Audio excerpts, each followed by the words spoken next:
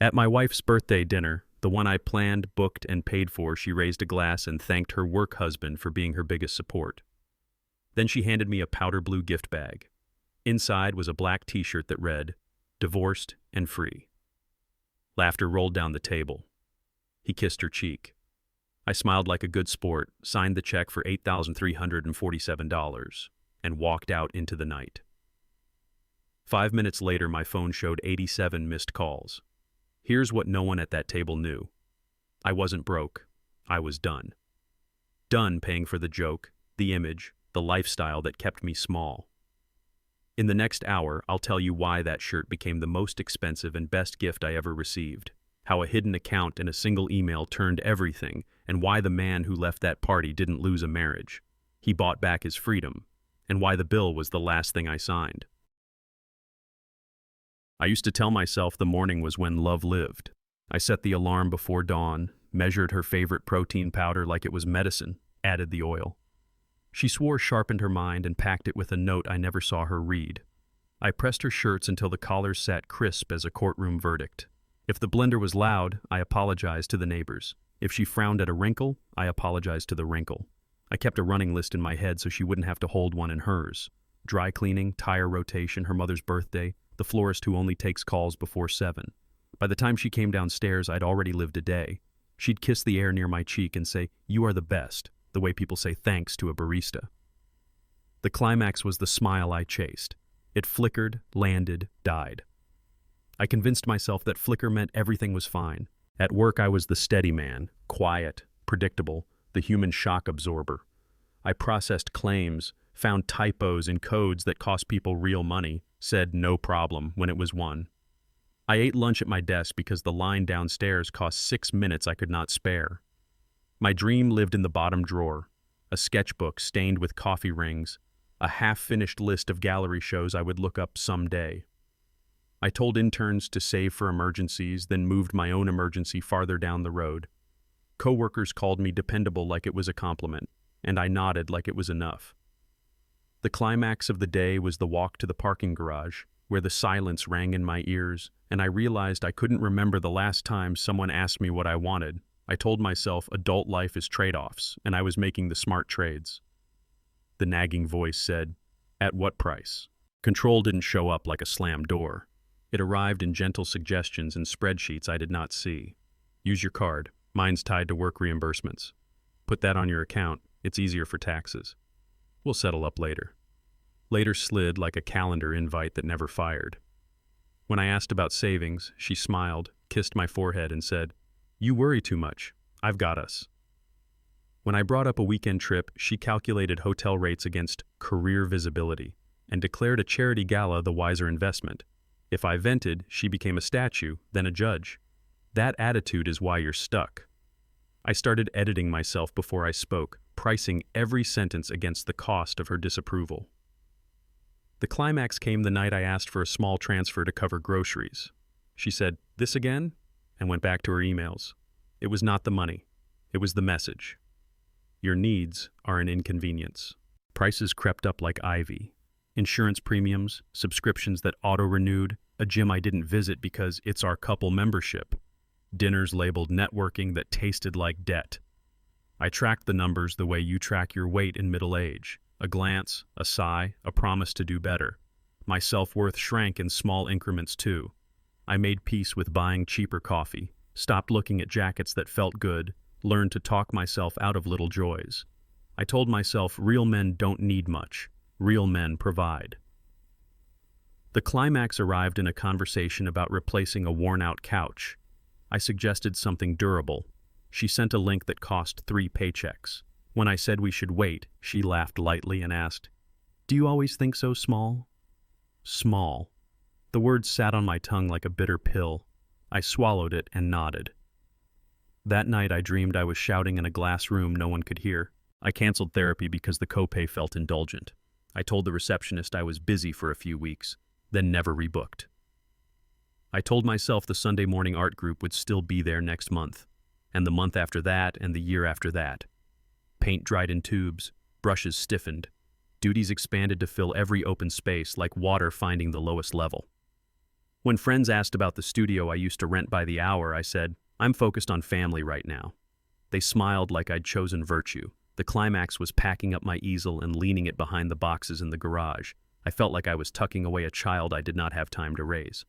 On the drive back from the hardware store, I caught my reflection in the window, jaw tight, eyes tired, and thought, who signed off on this version of me?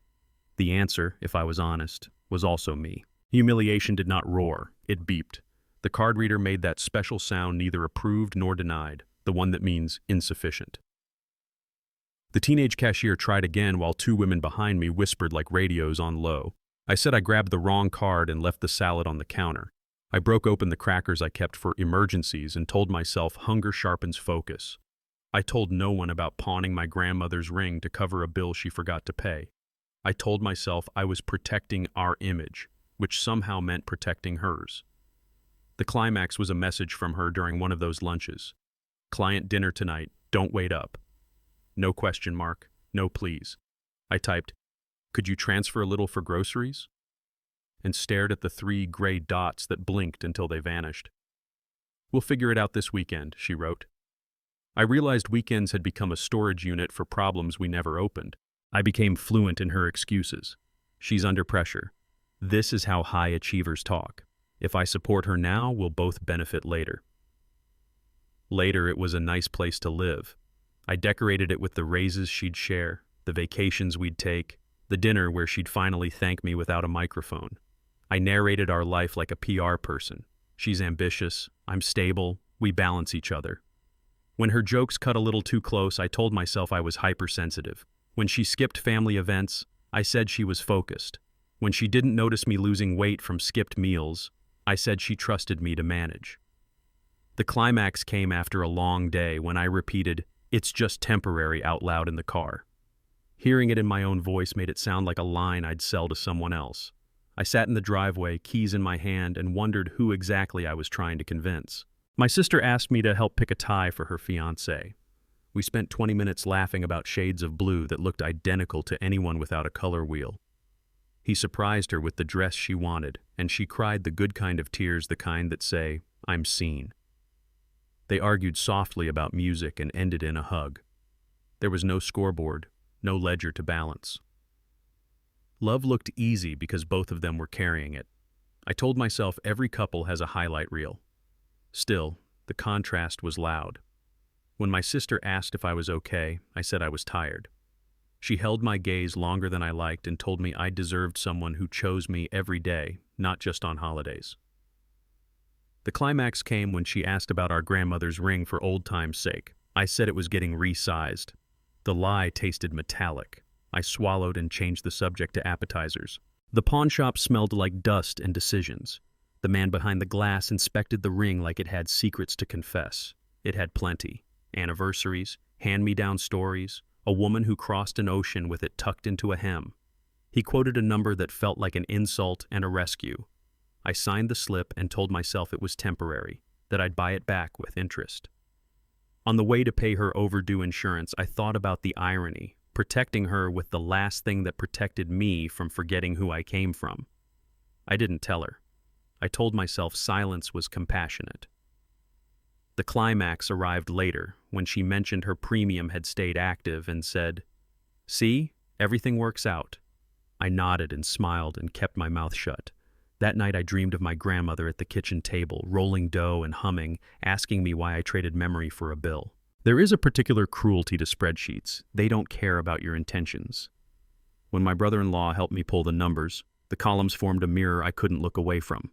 On one side, my payments for her car, her gym, her clothes, her family's gifts. On the other, her steady deposits into a savings account I didn't know existed. The totals told a story I'd refused to read. Every time I chose we, she chose me. I wanted to believe she was building a future for us. The math said she was building an exit for one. The climax was seeing the 3 months where I skipped therapy, skipped lunches, and she increased her contribution by the exact amount I'd cut from my life. I felt a cold, clean anger like standing in winter air that finally wakes you up. I wasn't just underappreciated. I was being used. Not accidentally, not indirectly, systematically. Then the screen went dim. Truth stayed. Shame is persuasive. It recites your worst moments like headlines. I heard her words in my own mouth. You are dramatic. You think too small. You are stuck. I started fact-checking my feelings, telling myself other men had it worse, that real providers don't complain. I replayed every conflict and decided I was at least half wrong, maybe more. The world rewards people who don't make waves, and I'd learned to float so long, I mistook it for peace. The climax came when a friend asked what I'd do with a free Saturday. I opened my mouth and nothing came out. The silence felt like a verdict. If there's no answer to what you want, maybe you've been living as a supporting character for so long you've forgotten you're allowed to want. I laughed it off. He didn't. He squeezed my shoulder and said, "Man, you okay?" I said, "I'm fine." It was the most practiced lie I told. I planned her birthday like a project I'd be graded on. Guest list, allergies, wine pairings, a candle she liked because the label matched her office. I moved money between accounts and coached myself not to flinch. I told the restaurant to add the extra bottles she deserved. I smiled while a confirmation email totaled a number that made my stomach turn. I wrote place cards for people who forgot my name and drafted a toast I'd never give. I kept thinking, she'll see the love in the details. The climax happened when I practiced saying the total out loud to desensitize myself. It sounded like a used car. I told myself love is expensive and this was a once-a-year cost. But deep down, I knew I was buying something else, the chance to feel valued. That's the cruelest purchase when you pay cash hoping someone will hand you back your dignity with a bow and walk away lighter, briefly, inside. The night before, the house was so still I could hear the refrigerator hum. I sat at the table with a calculator and a glass of tap water, adding the same figures for the fourth time as if math could change when you begged it. I thought about calling it off, blaming a sudden stomach bug, inventing a corporate emergency. Then I pictured her disappointment turning to rage, and the thought scurried back into its cage. I scrolled old photos of when we were weightless, back when a cheap slice and a park bench felt like luxury. I told myself every couple hits a rough patch, that tomorrow would reset the narrative. The climax came when I wrote a short note for her gift and crossed out the word always. I replaced it with "for you." 2 tiny words that told the truth.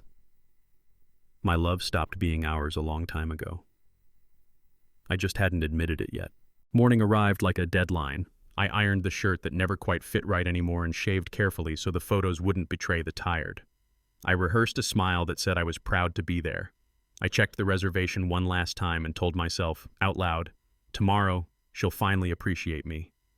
Saying it felt like tossing a coin into a well you know is dry. I pressed send on the final payment authorization and felt the phone vibrate approved. The word should have felt like relief. It felt like a sentence. On the drive over, I listed everything I'd done this year without being asked, like a kid studying for a test that keeps changing the answers. The climax was the moment the host said her name and led me into the room. Everyone turned. She smiled the practiced smile I would learn to fear. I did not know it yet, but I was walking into my liberation disguised as a celebration. The room looked like a catalog, white tablecloths, crystal glasses, little cards with names I didn't recognize. I had rehearsed my good husband smile on the drive over, and it worked well enough that the servers called me sir and the guests called me by the wrong name. I nodded through introductions, pretending I'd heard these stories before. The menu read like a foreign language with prices hidden under words like reserve and pairing. I kept thinking about the spreadsheet I'd made, how each taste tonight cost a week of my breakfasts. She breezed in, bright and polished, and everyone lit up like she carried the sun in her purse. I told myself this is what love looks like when it succeeds. Community, celebration, proof. The climax came when I realized I knew 6 people in a room of 25, and not one of them was there for me. The perfection didn't feel like a win. It felt like a stage I'd rented. I took my seat at the far end, where small talk goes to retire. 2 people I would just meet asked what I did, then gave the same polite smile people use with airport staff. Someone asked if I'd tried Napa this year, as if wine had seasons like baseball. I said I liked whatever paired with dinner, which drew a nod that meant he does not know. A partner joked about the starter homes in a neighborhood I could never afford. I laughed at the right beats but felt it in my stomach like bad shellfish. When the waiter described the dish as playful, another guest said, "We love playful," and I thought about my lunch from a vending machine. The climax landed when a woman leaned in and said, "She is going places. You must be so proud." I said, "I am," and meant it, but underneath was a quieter truth.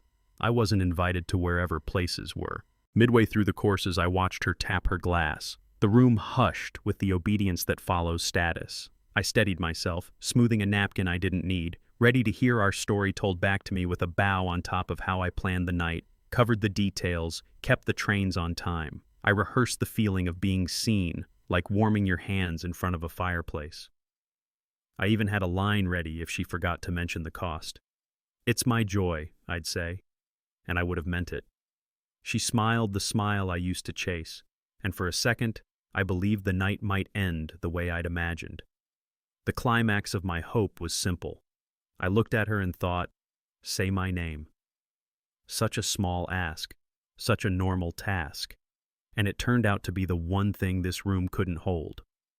Silence answered, polished, glittering, perfectly on schedule tonight. She said, "Before we eat this incredible meal my husband paid for, I need to thank the person who really supports me." The room tilted a few degrees.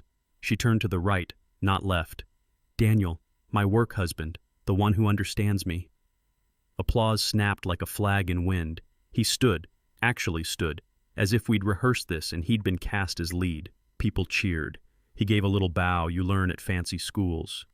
My face remembered to smile. My chest forgot how to breathe. I thought of every morning I'd lined up her shirts, every bill I'd paid without comment, every time I told myself this is partnership.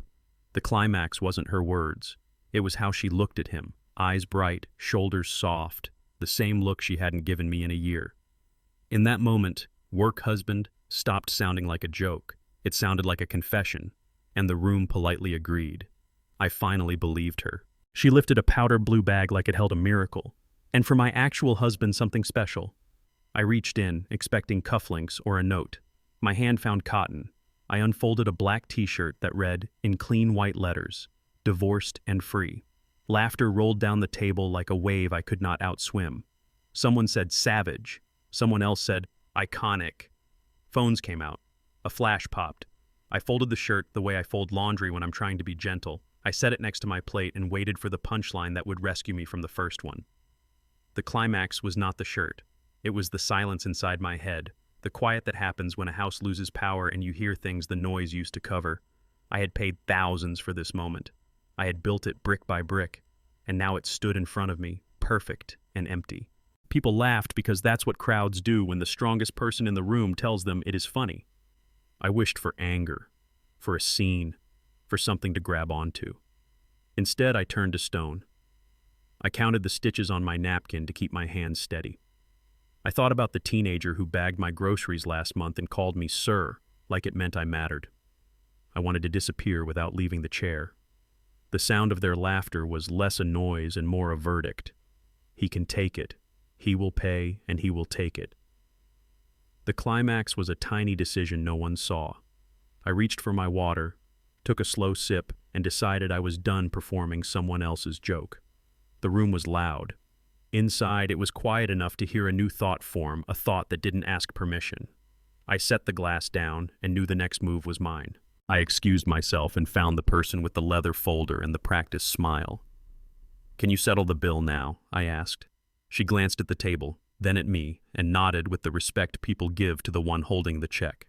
The total read like a summary of my last 3 years, big numbers hiding small cuts. I handed over the card I'd begged to expand that morning. It squeaked through approval like a door that needed oil. I asked her to hold the receipt for 5 minutes before bringing it back. She didn't ask why. I appreciated that. The climax came when I signed my name. I had signed for dinners, for suits, for memberships I never used. This signature felt different. It felt like the last time I'd pay for the show. I slipped the pen back into its groove and realized I wasn't lightheaded anymore. I was clear. The room finally stopped spinning quietly. I left my coat on the chair like a placeholder for the man I refused to be. The hallway smelled like lemons and money. The door shut behind me with a soft click, and Boston winter did what it always does. It told the truth.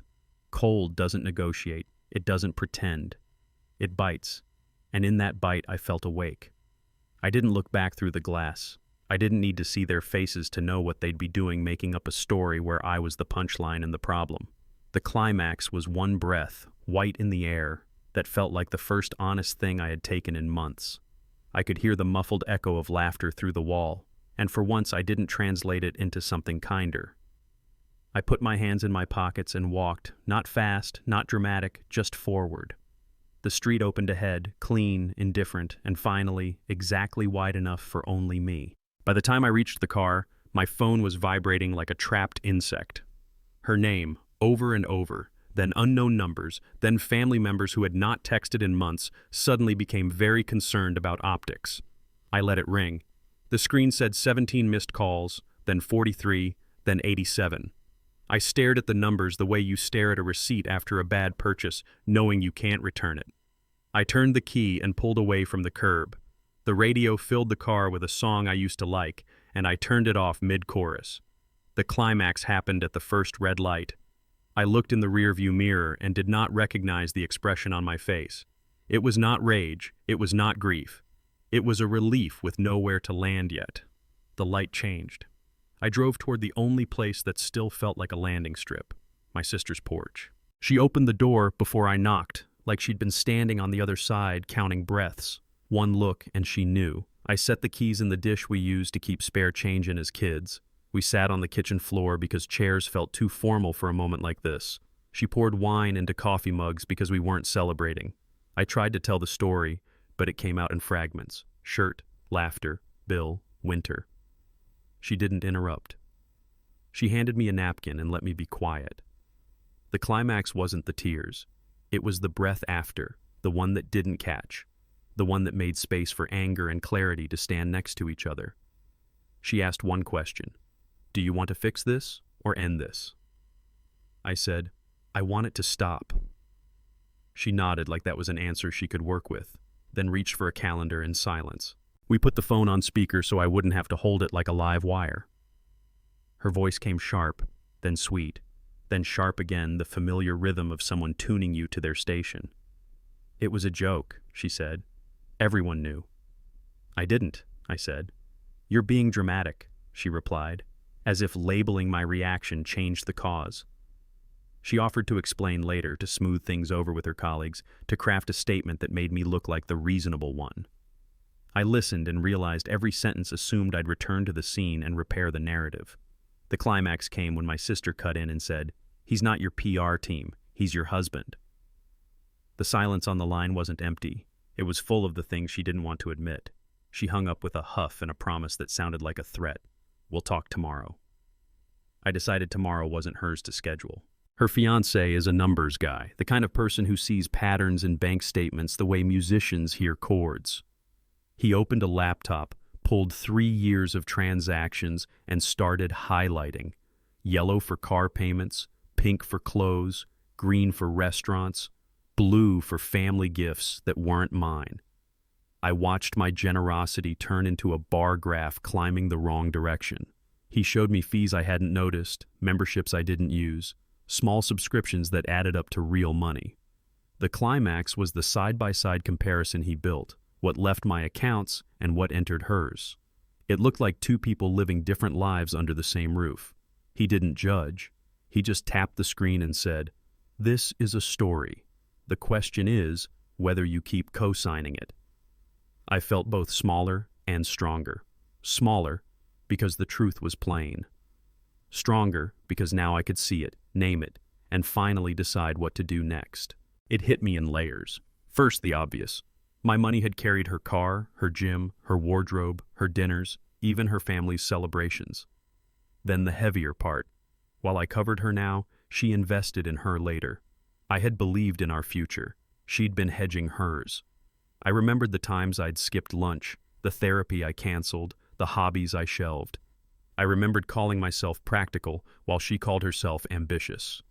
The climactic realization was blunt. I had not been a partner. I would have been a sponsor. Not because I was weak, but because I was willing. Willing to believe stories that kept me useful. Willing to let shame keep me quiet. I felt anger, yes, but also grief for the man who tried so hard to be good that he forgot to be fair to himself. I looked at my sister and said, I think I would be paying to stay invisible. She said, then stop paying. I wrote it down because writing makes things real. I'm done being quiet. I listed the rules I'd follow the way people write recovery steps on sticky notes. Document everything. Speak plainly. Don't apologize for asking where the money goes. Don't negotiate with disrespect. I sent myself an email with the subject line "New Terms," like I was revising a contract I should have read the first time. The climax wasn't a shout or a slam. It was a sentence that felt like a key. I will not fund my own erasure. I didn't know what the next week would bring, but I knew silence had been expensive, and I was broke in all the ways that matter. My sister hugged me without words. Her fiancé said, "Tomorrow we will call a lawyer." I nodded. For the first time in a long while, the nod was to myself, and it unlocked a steadier breath, plan, and courage to choose daylight over noise. The attorney picked up on the second ring, voice calm like a lighthouse. I told her the short version and she asked for the long one. She didn't flinch at numbers or names. She said words I hadn't heard applied to me: financial abuse, marital property, documentation, equitable. She laid out steps like stones across a river file: freeze, disclose, protect. The climax came when she said, "You're not being petty, you're drawing a boundary." Something loosened in my chest. She asked if I was ready to proceed. I said yes before my doubt could clear its throat. After we hung up, I felt the oddest thing. Hunger. Not the kind crackers fix, the kind that says, feed yourself. I made a sandwich, sat at the table where I'd planned the party, and took a bite that tasted like a beginning. The cost of silence had come due. I was finally done paying it and ready to budget for respect instead. She spoke in plain English, the way a good doctor explains a scary diagnosis without handing you panic. "What you're describing is financial abuse," she said, and then named the rights I didn't know I had: documentation, disclosure, equitable distribution, temporary support, exclusive occupancy if needed. She didn't dramatize. She mapped. I'd spent years making myself smaller, assuming money talk made me petty. She reframed it as safety. "Think fire alarm, not gossip," she said. "We preserve evidence. We protect assets. We set boundaries." I told her about the bills in my name, the savings I couldn't see, the public joke I paid for. She nodded once. "We don't argue about feelings tonight. We gather facts." It sounded almost restful. She outlined the sequence file: freeze, serve, negotiate, like stepping stones across a river I finally believed I could cross. The climax was a sentence I hadn't granted myself: "You're allowed to stop funding harm." I wrote it down and underlined it twice. We turned my life into folders: bank statements, credit cards, phone records, the subscription I didn't remember ordering that quietly traded $10 a month for 22 months. I found 3 versions of our budget, hers polished, mine hopeful, the truth somewhere in between. We pulled screenshots of texts that sounded like instructions: "Put this on your card. Handle the membership. We'll settle later." Later had a talent for never arriving. I printed receipts like a parade of small cuts: a dress shipped overnight, a birthday tab for relatives I'd never meet, and a gym fee that charged me for a community that didn't want me. My brother-in-law color-coded columns without judgment. I felt older, not in a bad way, older like a man who finally knows where his money sleeps. The climax came when I labeled the binder "Household Operations" and realized there had been nothing household about it. I had the operation. She'd been the beneficiary. I was tired in the way that turns coffee into a suggestion, not a solution. Yet every email I sent with an attachment felt like tucking a brick into a foundation. The lawyer's paralegal thanked me for clean, chronological packets, and I laughed because it was the first time anyone had praised the very thing I was mocked for at home, being meticulous. I slept in bursts, waking to add one more date, one more note in the margin. This charge followed that ask. This month I canceled therapy. I wasn't doom-scrolling. I was witnessing my own life in order. It hurt. It also helped. Purpose can carry you when adrenaline burns out. The climax came at 2:11 a.m., when I wrote a simple heading at the top of a page: "What I paid to disappear." Seeing it in ink, I understood the job ahead. I wasn't just building a case. I was rebuilding a man. It's embarrassing to admit how proud I was of my tolerance. I wore it like a merit badge: quiet, steady, uncomplaining. I told myself love is patient, love is kind, love doesn't keep score.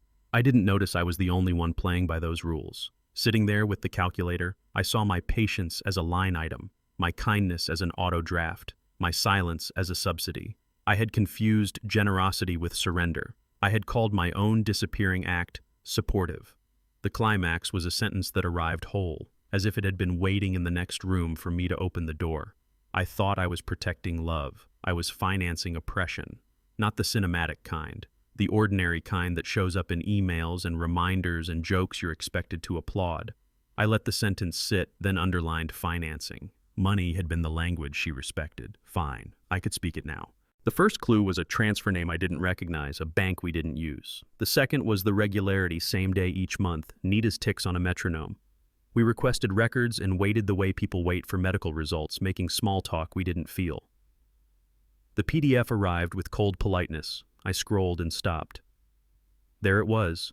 Deposits from her checking, consistent and intentional. I did the math twice because denial likes to play hide and seek. The total wasn't abstract. It was rent, tires, groceries I didn't buy, therapy I stopped, vacations we never took. The climax wasn't the number. It was a line near the bottom, transfer out DB gift. Those two letters were enough. A gift paid for by the person she kept hungry. I felt heat in my face and a strange, steady calm in my hands. You don't need a speech when the ledger tells the story. I saved the file, noted the timestamp, recorded the routing and reference IDs, and labeled the folder with date, bank, and purpose. Evidence likes order, so do outcomes. I took a breath that finally sounded like mine and opened a clean notebook for next steps. I printed the page, circled the entry, and stared at the date, 7 days before the dinner. She once told me, "You're so thoughtful when you plan ahead," and the irony landed like a dull thud. I thought about the gift bag, the laughter, the choreographed humiliation. I thought about me counting out dollars for groceries and her wiring thousands to a man who never skipped a meal. I forwarded the page to my lawyer with a subject line even though I couldn't dress up. Transfer to coworker. The attorney replied in under a minute. Received. No exclamation point. No shock. Professionals don't perform outrage. They build outcomes. The climax came when I said out loud in an empty room, I wasn't crazy. If you've ever been gaslit, you know that sentence is worth money. It paid back a little of what I'd spent defending the indefensible, not all of it. Enough to keep going. I added the printout to a chain of custody envelope, scanned a second copy, logged both in a simple index, and set the stack beside the pen I use only for signatures. Process steadies hands. Truth handles the rest. We met the next morning. She skimmed the printouts with the focus of someone who has seen every variety of mess. When she reached the transfer, she tapped the paper with her pen, twice, like a gavel. This changes everything, she said, and then she listed how. Leverage in negotiation, support for fault-based claims in some contexts, grounds to press for immediate disclosures, potential HR complications at her firm. She didn't promise fireworks, she promised process. We don't gloat, she added, we present. I felt something like dignity return quiet, measured, uninterested in theater. She slid a checklist across the desk. Next filings, protective orders, service timing. The climax was a simple instruction that felt like a lifeline. From here on, no private conversations, all communication through counsel. I nodded and felt the habit to explain rise and fall away. I didn't need to justify boundaries. I needed to keep them. I used to think justice was a speech, a courtroom climax with violins. It turned out to be paper and patience. The paralegal showed me how to label exhibits, how to annotate a statement so a stranger could see the pattern in 10 seconds. Dates mattered, recurring charges mattered, the way amounts lined up with texts mattered. It was strangely satisfying, like organizing a garage and finally parking inside. For the first time, my attention to detail wasn't a quirk, it was a skill. I learned to stop telling stories that minimized what happened. Just a misunderstanding became third instance of deferred payment after request. I wasn't inflating, I was named. The climax came when my lawyer said, "Judges read fast, make the truth readable."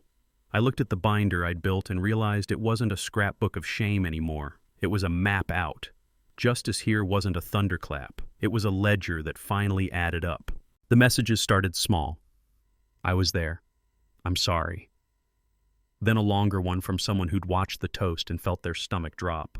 Another from a colleague who'd noticed closed-door meetings and a calendar that always seemed to bend around the same name. I didn't want gossip, I wanted corroboration. What arrived were memories from people who had stood in the same room and pretended not to notice, then couldn't sleep later. They weren't heroes, just honest, and honest was enough.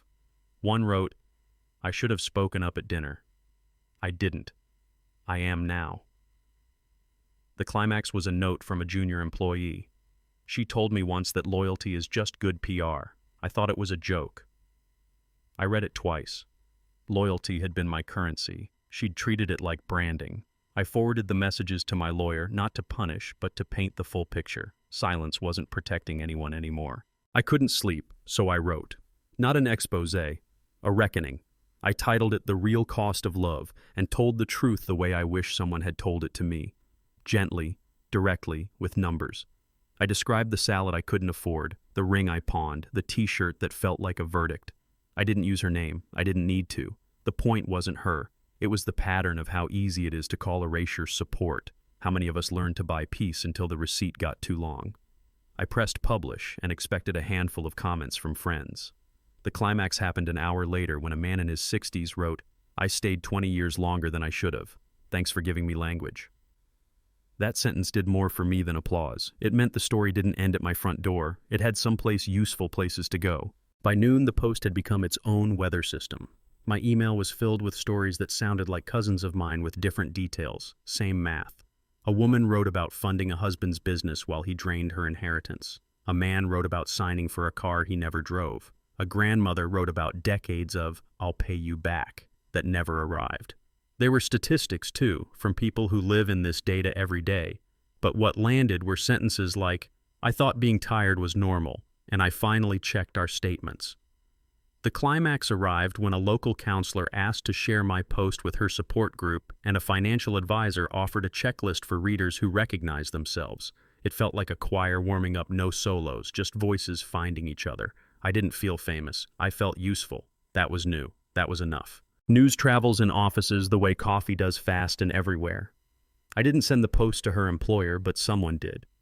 HR reached out to people who had quietly kept calendars and memories. Policies surfaced, the kind most folks click accept on and forget. Words like fraternization, conflict of interest, misuse of resources are all the dry terms that dry out careers when ignored. I didn't cheer. I stayed in my lane and kept sending documents where they belonged, with dates, context, and the parts that matter highlighted, so nobody had to guess. The climax was a call from my lawyer. "She's on administrative leave. He's being transferred."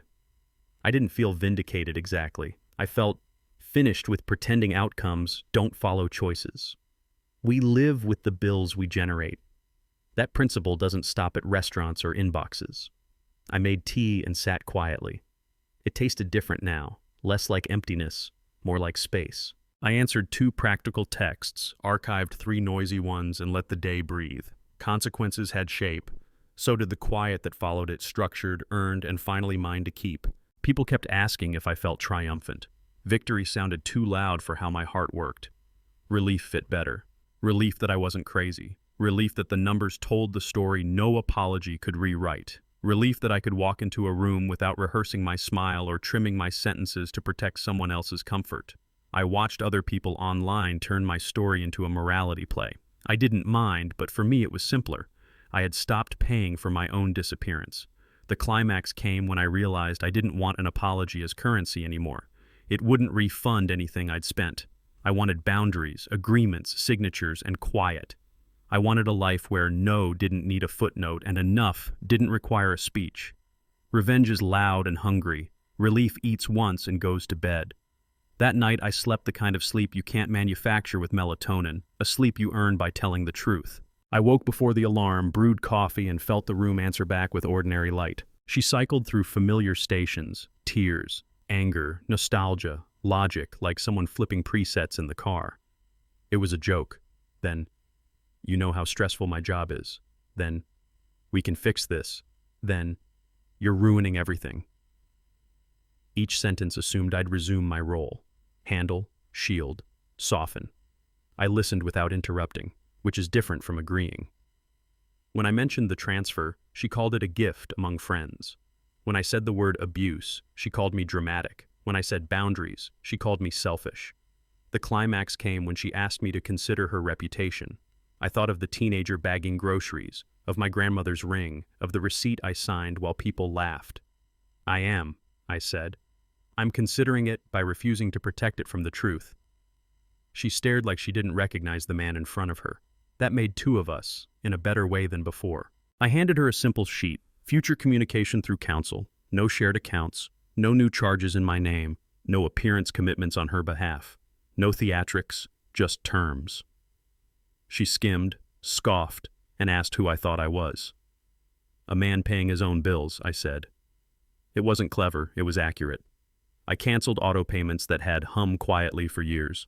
I changed passwords I once shared to prove I wasn't hiding. I set alerts that pinged me when money moved. The small clicks felt like a locksmith turning tumblers. The climax was mundane and perfect.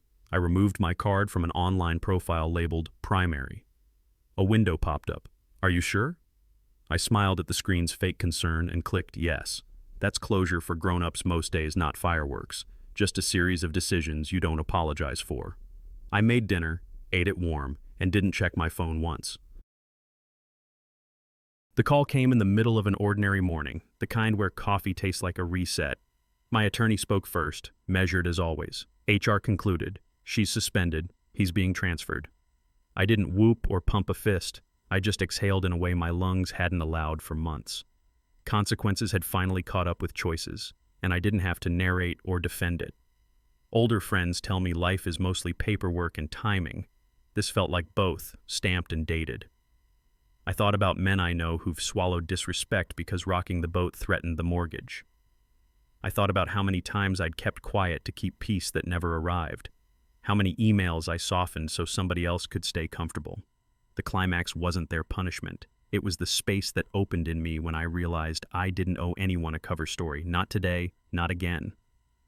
I made another cup of coffee and let it be simple. Some doors close by themselves when you stop holding them open. I put the mug down, answered 2 practical texts, and let the house sound like its clock, faucet, nothing dramatic, everything honest. We sat across from each other with lawyers as translators. Numbers slid across polished wood like chess pieces. In the past, I would have apologized for needing fairness.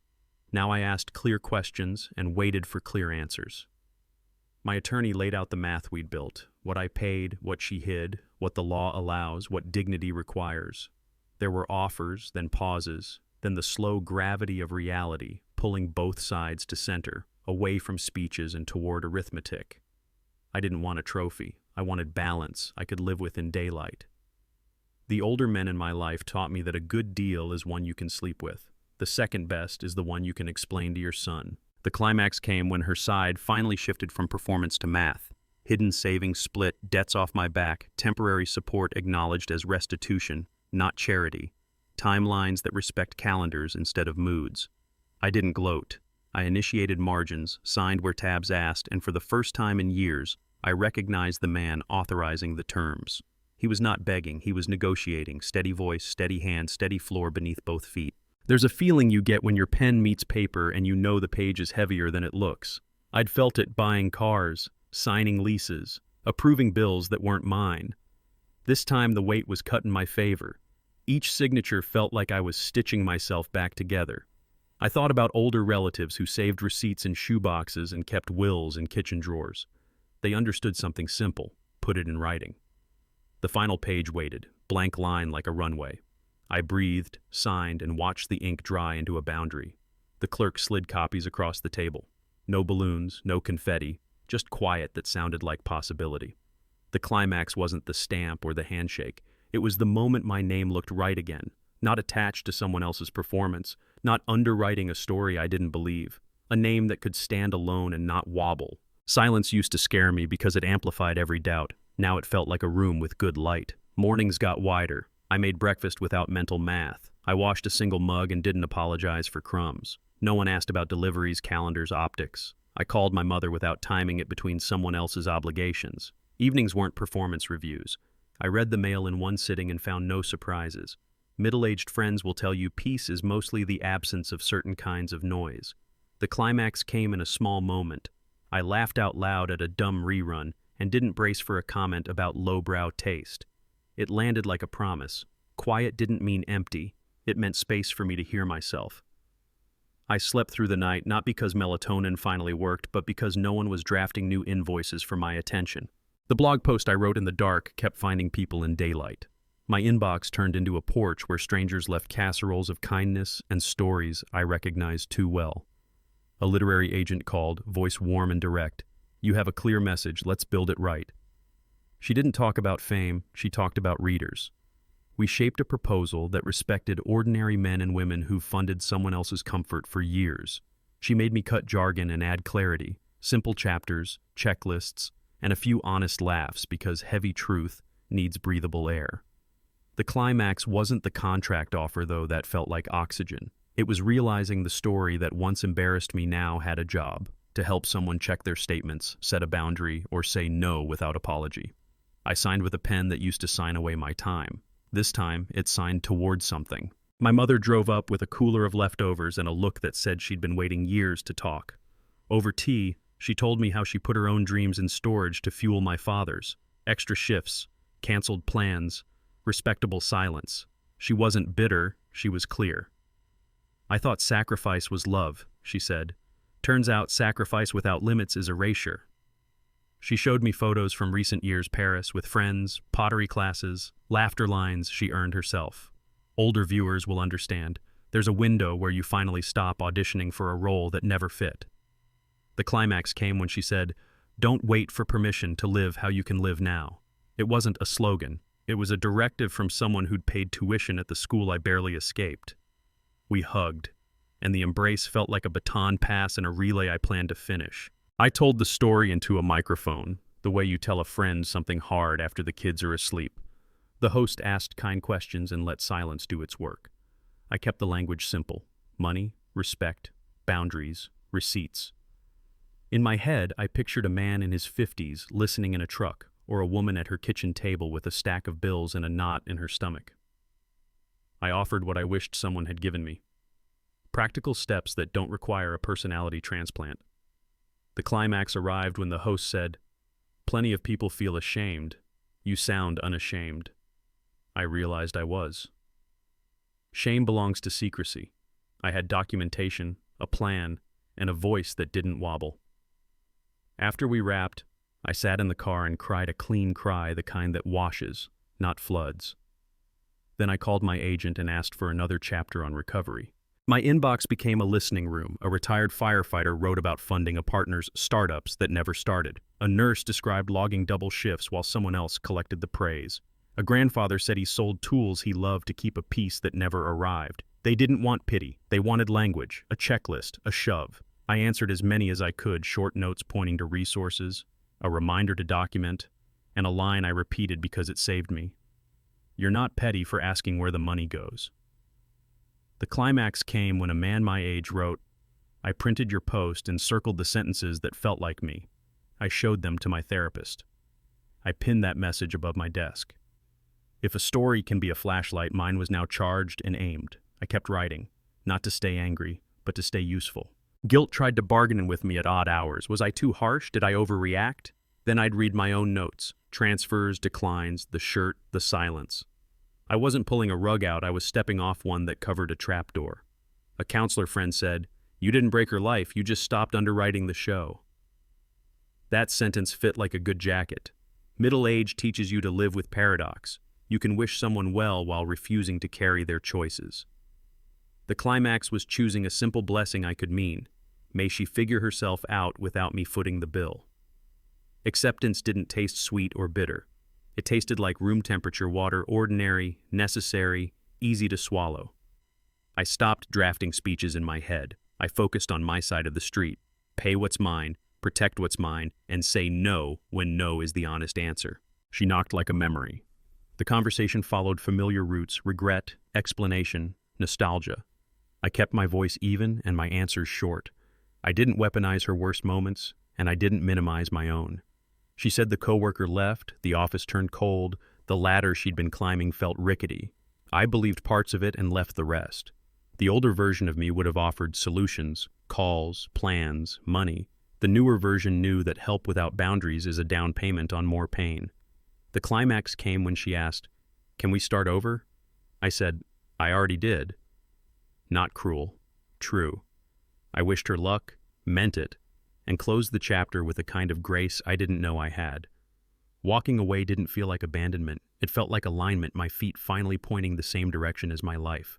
I had the shirt pressed and framed, not as a trophy, but as a reminder. People asked why I'd keep something that hurt. Older friends smiled. They know objects can become anchors when you attach them to meaning.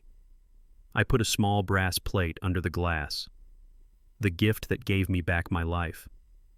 Every morning it caught a slice of light, and I felt grateful in a way that surprised me. Not grateful for the humiliation, but for the clarity it forced. The climax was quiet. I looked at it one day and realized the sting was gone. What remained was a story with a spine.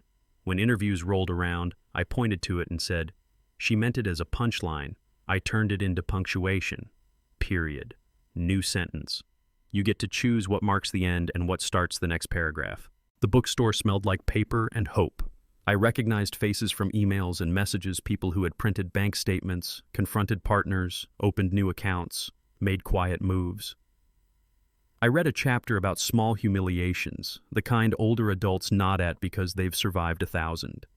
Questions turned into stories, and the stories turned into a kind of group courage. We clapped for each other. We smiled at the exhausted smiles of people who finally slept.